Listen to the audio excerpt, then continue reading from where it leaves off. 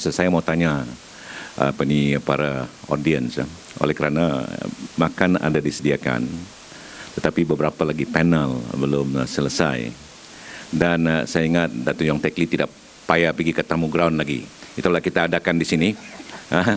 Jadi barangkali kalau kita boleh skip lunch, ini adalah pengorbanan yang kecil sekali. Jadi oleh kerana peluang seumpama ini saya ingat jarang kali diadakan. Jadi kalau you agree, kalau setuju, kita teruskan panel ini. Boleh? Okey, terima kasih. Ini Profesor Dr. Zaini dan Profesor si orang Sabah ni, dia sanggup duduk bersama untuk berbincang. Kita bukan mau berperang, berbincang untuk mempertahankan hak-hak kita. Jadi oleh itu saya terus jemput Saudara Ansari daripada segi aspek legalitinya, dan juga selepas itu saya akan jemput Tan Sri Syafi dan seterusnya Dr. Profesor Farida. Silakan.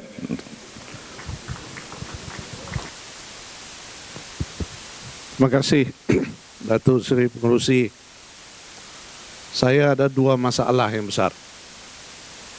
Pertama, mengikut kajian psikologi, kita cuma boleh dengar syarahan 2 jam. Sekarang sudah lebih 2 jam. Yang kedua, perut saya sudah mula berbunyi. Saudara Pengerusi, saya tertarik dengan pandangan rakan saya tadi bahawa yang bising-bising ini, yang ribut-ribut ini adalah golongan oligarki, orang atasan, opinion shapers. Jadi saya mula memberi sumbangan dengan mengungkap satu tulisan oleh seorang ahli akademik, Profesor Shad Faruqi, dalam bukunya Document of Destiny, The Malaysian Constitution. Ini pandangan ahli akademik. Going back on the solemn promises made to the Borneo states would cause a distrust and bitterness that may tear the federation apart. Seorang pakar undang-undang, seorang ahli akademi berpendapat sekiranya kita memungkiri janji yang telah diberikan kepada negeri-negeri Borneo ini, maka persekutuan Malaysia ini boleh tegang dan koyak. Ini pandangan ahli akademik. Daripada itu saya juga ingin mengungkap kembali, oleh kerana pada tahun 62 saya baru berumur 6 tahun, 7 tahun. Jadi kita cuma berlandaskan apa rekod yang ada.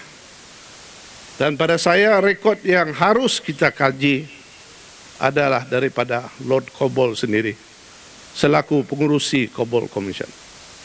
Apa yang Lord Cobbold cakap sudah dijelaskan oleh Dr. Jeffrey, tapi saya ingin menambah di sini. Apa yang dinyatakan oleh Lord Cobbold sewaktu beliau membahas Malaysia Bill di House of Lords di England. Lord Cobbold yang mengetuai Suruhanjaya, dan dia telah mengikuti perbincangan ini, dan apa yang dikatakan oleh Lord Cobbold sendiri. The Malayan gesture of goodwill, in agreeing that the Borneo states with a population of 1.25 million out of a total of 10 million would have 40 of 159 seats in the federal cabinet, federal parliament, was a decisive factor in convincing the Borneo leaders that there was no question of a takeover bid, but a genuine offer of partnership. Ini kunci dia. Tawaran yang diberikan kepada kita adalah rakan kongsi. Offer of partnership, not subservient state. Dan ini diperkuatkan lagi dengan komen-komen yang diberikan oleh Lord Lansdowne sendiri, yaitu pengurusi IGC dan juga menteri koloni di Britain waktu itu. Apa yang dinyatakan oleh Lord Lansdowne semasa perbahasan Malaysia Bill di dalam House of Lords adalah sangat penting dan mesejnya juga sama. Satu, Lord Cobbold, sebelum saya pergi Lansdowne, Your Lordship will recollect that the main finding of our commission was that the Malaysia proposal would be in the interest of North Borneo and Sarawak, and acceptable to the majority of the population of these two territories, provided dengan syarat, and I stress on this proviso, that adequate safeguards to meet the special needs were included in the final agreement. Ini pesanan daripada Lord Cobbold. Any attempt to carry day-to-day administration in Jess Sultan, sekarang Kota Kinabalu, or Kuching from Kuala Lumpur, or to submerge the character of the Borneo territories would only court failure. Ini amaran Lord Cobbold. It is necessary condition that from the onset, Malaysia should be regarded by all concerned, semua orang, as an association of partners, rakan kongsi, combining the common interest to create a new nation, but retaining their own individualities. Ini kuncinya. Jadi kalau kita pandang daripada Lord Lansdowne partnership, Lord Cobbold partnership, perasaan orang Sabah, persepsi orang Sabah, we are no longer partners, and this issue must be addressed. Saya tertarik dengan Dr. Bala tadi, bila dia katakan security was a concern, yes, but not from Philippines or Indonesia. With due respect, I think he's not right on that. Tuntutan Filipina dan bantahan Indonesia cuma timbul selepas Tunku Abdul Rahman mengutarakan cadangan Malaysia. Before that, Philippines never lay claim to Sabah. The Sultan were busy collecting their 40,000 peso a month rental until now.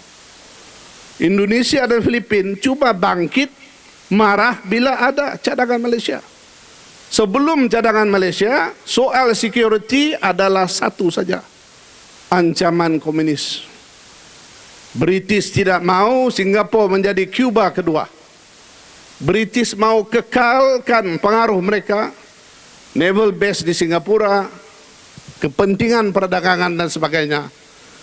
Dan di tangan saya ini, selepas 50 tahun dokumen-dokumen rahsia kerajaan British, dia rilis, no longer secret. Ini antara kertas yang beribu keping kita dapat. Onward telegram from Commonwealth Relation Office. Ini pandangan kerajaan British, dia bagi semua British Embassy, Ottawa, Canberra, Wellington, Delhi, Karachi, Colombo, Accra, Kuala Lumpur, Lagos, Nicosia, Freetown, Darussalam, Kingston, Salisbury, Dublin, dan juga kerajaan British yang lain.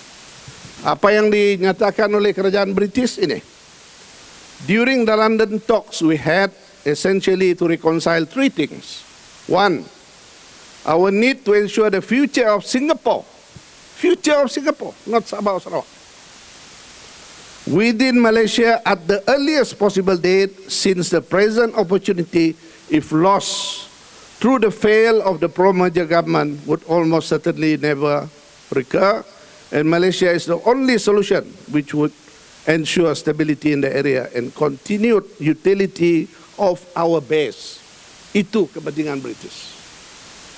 Dia mau lindungi dia punya base, dia punya kepentingan perdagangan. The Tunku's refusal, yang kedua, to take on Singapore without simultaneous incorporation in Malaysia of the two Borneo territories.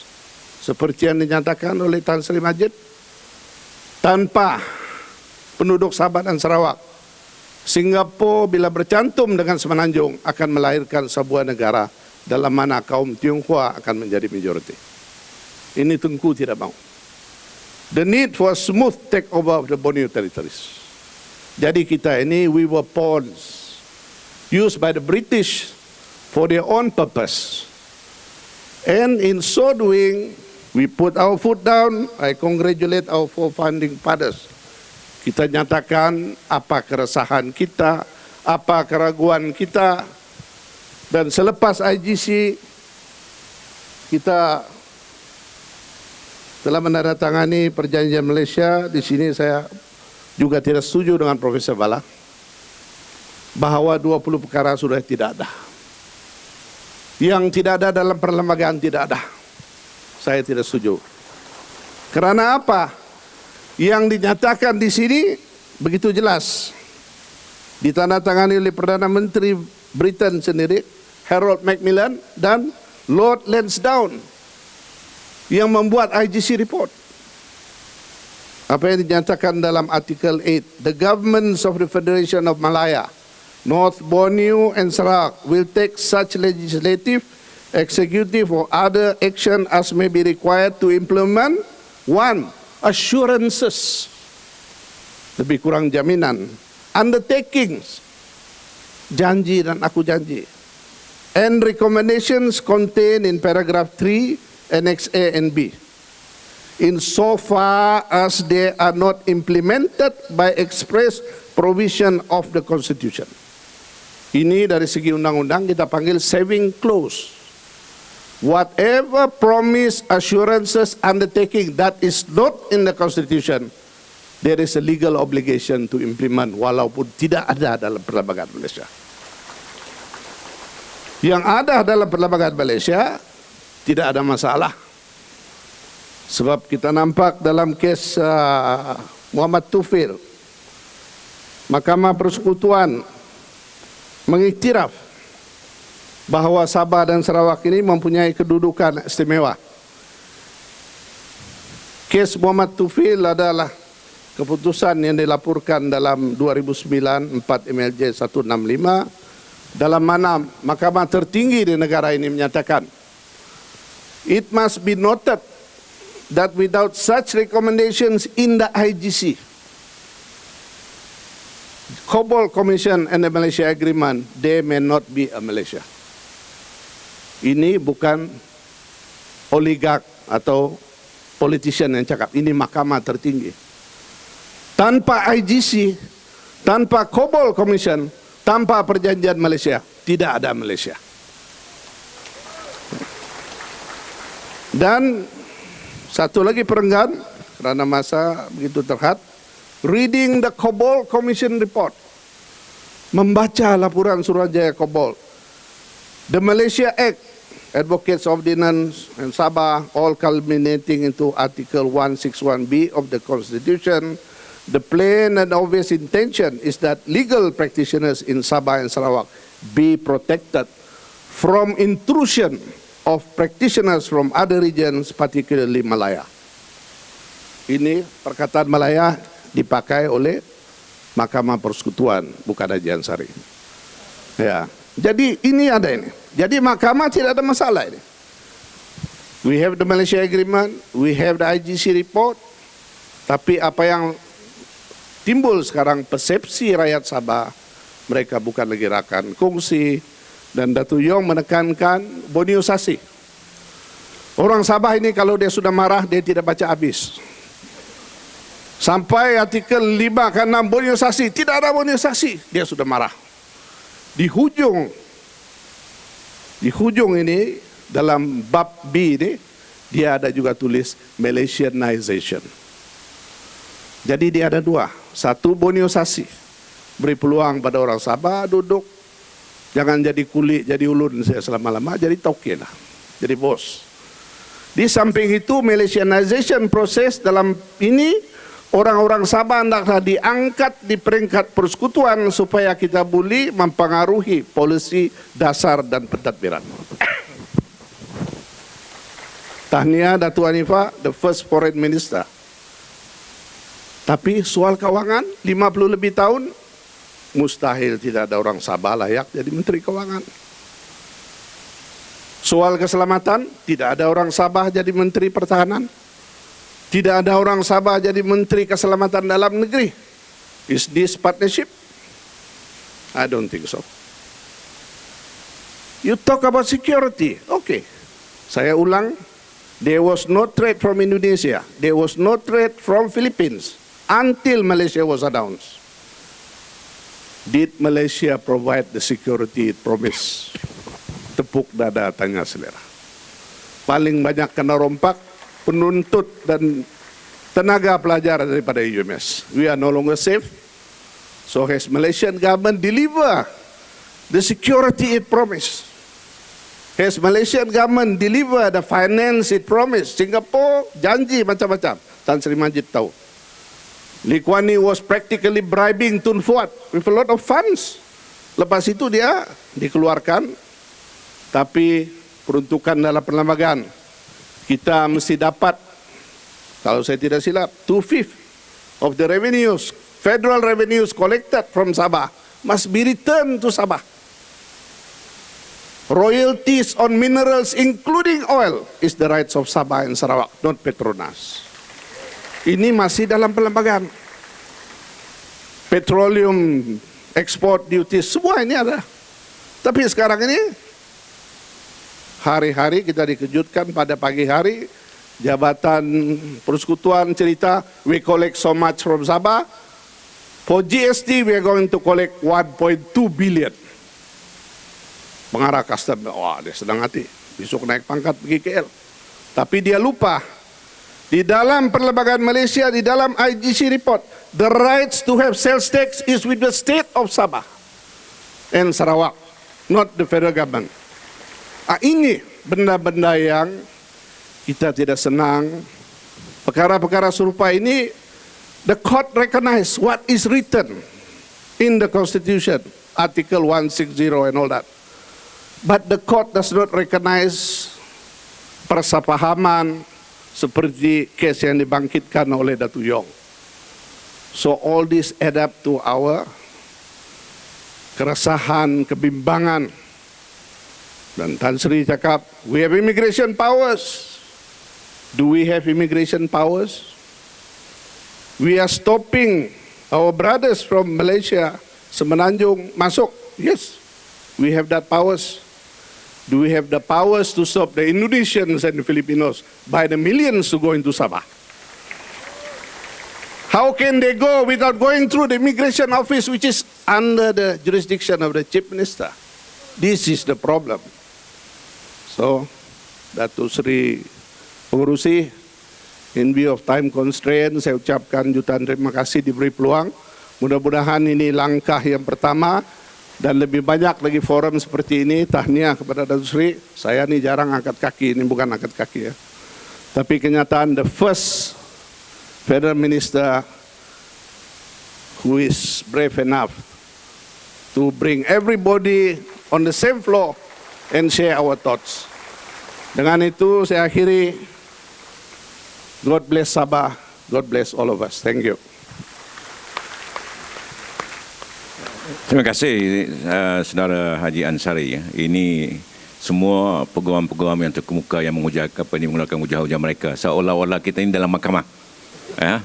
Tak apalah, kita daripada Dewan kita ke mahkamah pula. Dan seterusnya saya juga menyebut Tan Sri Syafi, satu orang peguam yang terkemuka, dan selepas itu Edmund Bond. Now semua kita peguam. Sama ada apa yang berkatakan itu adalah legal atau tidak, dan telah pun dibincang dan dibentangkan oleh Saudara Ansari. Sekarang silakan Tan Sri.